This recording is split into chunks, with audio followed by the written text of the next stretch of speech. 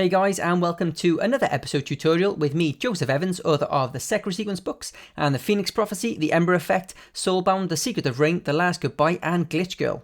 If you find my tutorials helpful and you'd like me to continue making them, please take a quick moment to check out my Patreon page and see the different ways that you can support me. If you do decide to support me, you can get a range of rewards as a thank you from me, including early access to these tutorials, voting on what tutorials I make, episode goodie bags, shoutouts for you and your stories, and even personal help from me.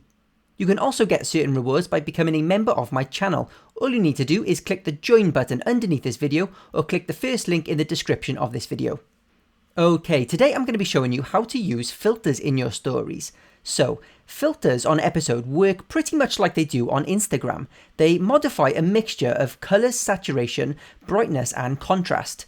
Now, you may be wondering why it wouldn't just be easier to do this in a photo editing program and upload a custom background with the filter already applied. But the difference is, if you apply a filter in episode itself, it will apply to your characters as well as your background. So, I've already got a simple scene set up here where I have Sekri and Aya standing by a doorway in an old mansion.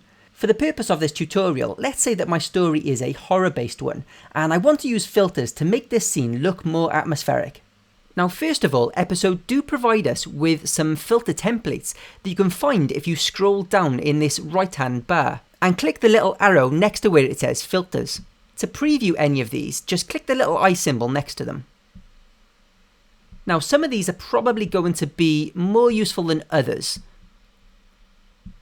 This black and white one can be especially useful for things like flashbacks or dreams. And if you do want to use any of these, just place your cursor in the correct spot in your script, then just click the name of the template itself, and the code will be automatically added to your script. If we preview this now, we can see that it should be in black and white. Okay, and you'll probably notice that it started with its normal colours and then changed to black and white over the course of about 1 second. If you want this scene to begin immediately in black and white, then all you have to do is write in 0 after the template's code. And now let's see if that is black and white from the very beginning. Excellent. But what if none of these presets match the kind of filter that I want for this scene? For my horror story, what I want to achieve here is a kind of dark and dingy, bluey-greeny mix. So first of all, let's get rid of the template that I applied. And to reset this back to its original colours, I need to write at, then the word reset in all lowercase, and HSL, which stands for hue, saturation, and lightness. And then I'll just go ahead and save and preview that again. Okay. To access the filters helper in the web previewer, I need to go to directing helper and then filters helper right down the bottom, and then click this button that says none next, which changes it to hue, saturation and lightness, which we can adjust on the left hand side of the screen. Okay, to modify any of these, we just click on it, then move the cursor over to the scene itself and start dragging either left or right. And look at that. Immediately this has transformed the scene. But this is a little more extreme than the look I'm trying to achieve. So let's play around with these parameters a little bit more. Okay, so hue means colour, and as I'm scrolling through you can see the colours changing here. Saturation controls how colourful those colours are. If I slide left, it goes all the way to black and white. If I slide right, it goes really extreme. So let's bring this down to about minus 31, I think. Now, lightness is pretty straightforward. If we go all the way over to the right, it goes completely white. And if we go all the way to the left, it goes completely dark. So, I'm going to want it a little bit darker than 0. Maybe something like that. And colorize is a good one because sometimes when you adjust the hue, it sends certain colours, say the clothes of your characters, haywire.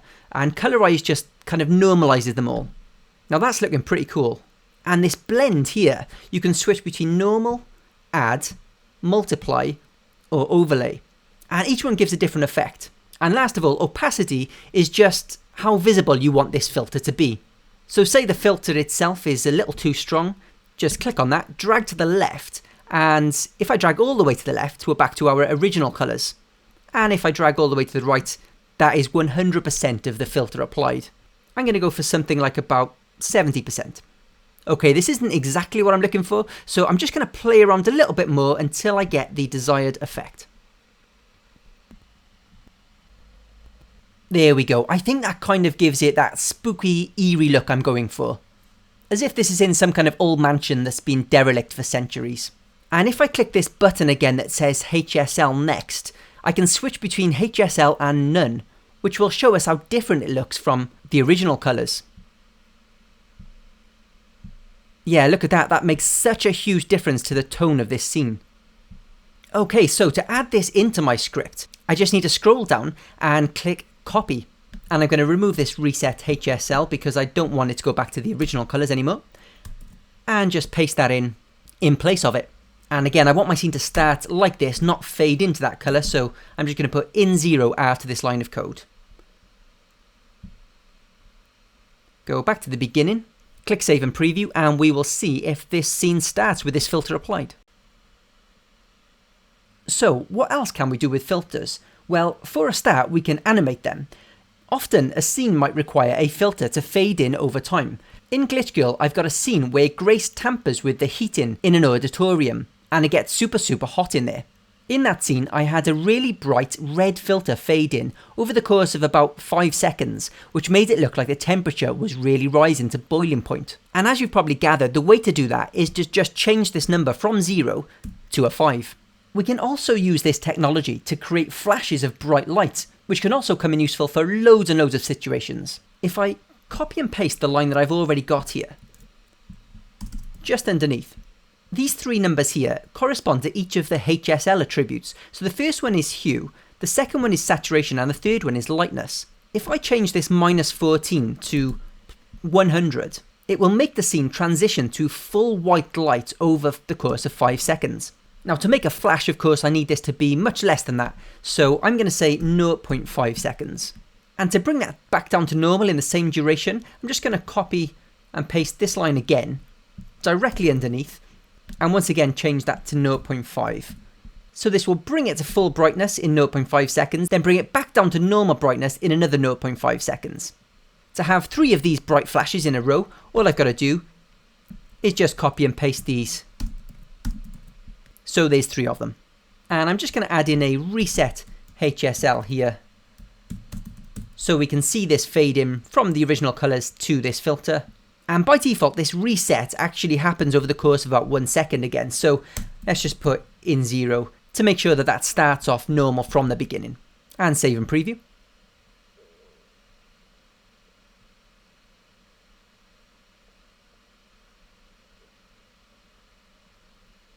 Awesome. One thing to note is that filters stay turned on across scenes and across chapters. So once you want the filter to be turned off, just make sure to use this reset HSL command. And it's always good practice to just add this in to the end of each chapter, just in case you've forgotten to turn off a filter from earlier in your chapter.